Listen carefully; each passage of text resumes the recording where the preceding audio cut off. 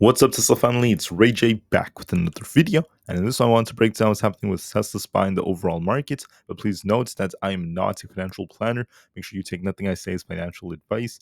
And also, if you guys can, please check out the Weeble link. If you deposit any amount of money, you're guaranteed 12 free stocks. If you deposit $500, you're guaranteed 20, and put in $25,000 more, you're guaranteed 75.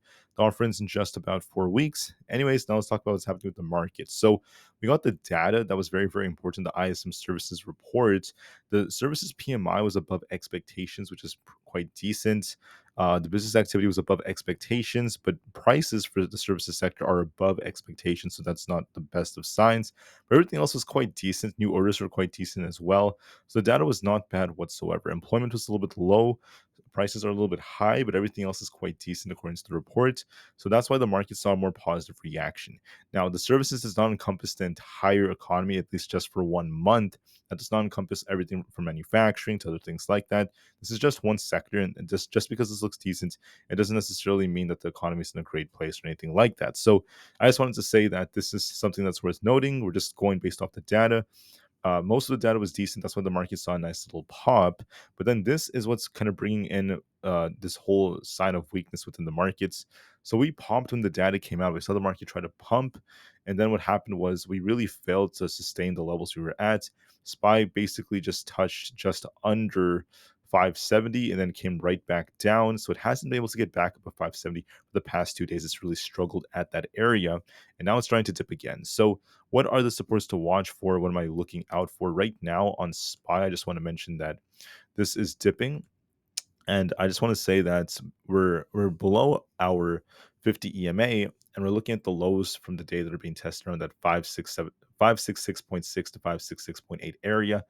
If that breaks, I think we go all the way down to 565, and then there's going to be a risk of more downside if that ends up failing us. So if 565 fails us, we could easily start dipping all the way down to the lower 560s. So the chart still looks more bearish. And I say that because we tried to bounce, we tried to break past 570, and we failed so far.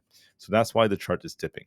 Now, there is one more warning I do have about the way the market's moving. When you look at, let's just say, the 5-minute time frame, we're very choppy right now. So if you look at the 5 minutes, we saw this big pump, we dumped, and since then we've been pumping, dumping, pumping, dumping, pumping, and we should dump back down. So it's very, very choppy right now. We're seeing a lot of sideways price action, but the trend is still more bearish, and the market is still technically on a downtrend. So I hope that's as clear as possible. The bears are the ones who have a bigger edge right now. The bulls are struggling to hold us above key resistance levels, and we're still struggling. For ES, it's the same thing essentially. We saw this little pump on the 30 minutes time frame.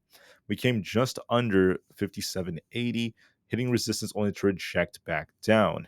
Now, right now, we're going to try to retest 57.50, but just know that we're technically on a downtrend. This is a little choppy right now, but this is downtrending. When you look at the 4-hour time frame, it's still continuing to fail.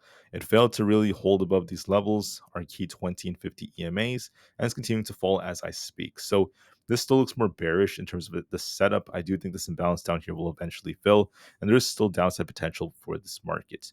For other factors out there, we have NVIDIA.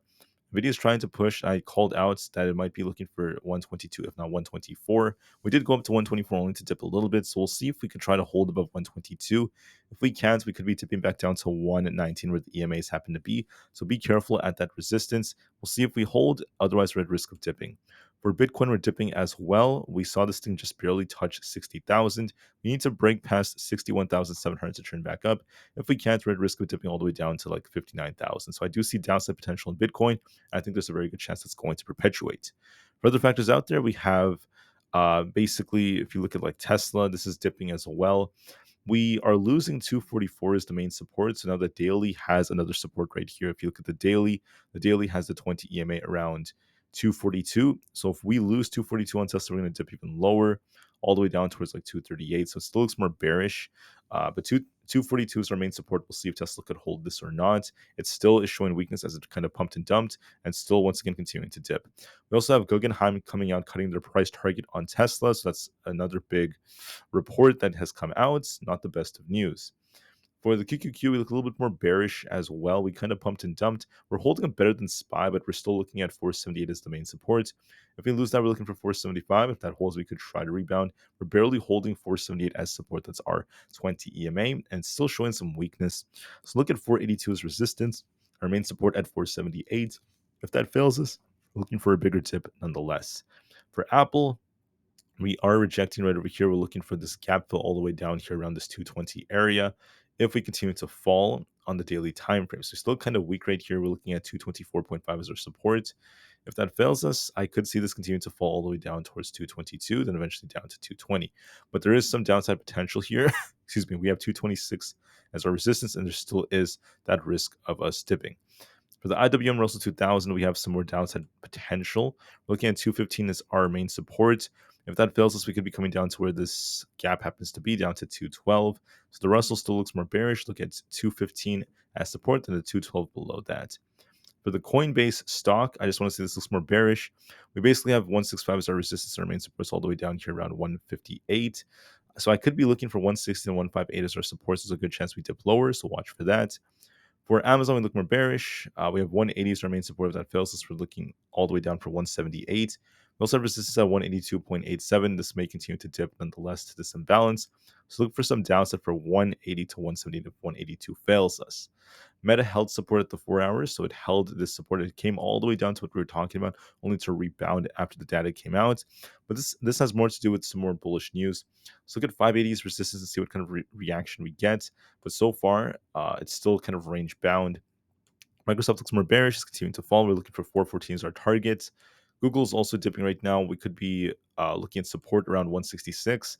If I see this break, I'm looking for 165 as our target. We did bounce off that so far. So far, it's holding up very, very decently, but we'll see how things go. As far as the market goes, guys, just know the market is still technically bearish looking in terms of the trend. However, right now, SPY is very choppy, so we might see a lot of choppy price action. There is a risk of downside later on, so we'll see how things end up going. But with that being said, these are the levels that I would recommend just like looking at and to be very, very patient. So what do I think is going to happen for the next couple of weeks? My honest view is that the market has more downside potential. We are chopping for now, but we'll see what happens with lots of news that's coming out. I think SPY will eventually continue to dump. I want to also call out a couple more time frames, just real quick. When you look at the weekly time frame on SPY, we could turn more bearish on the weekly. Depending on how we close going into tomorrow, we still have this imbalance on the weekly. And I think that we could potentially target a lot lower levels, at least as time goes on. So the downside risk is still there. The market is looking a little bit weaker on the weekly. We'll see how things end up closing tomorrow. But just know we'll be watching these key levels and the market is still at risk. So please be very, very mindful of all of that.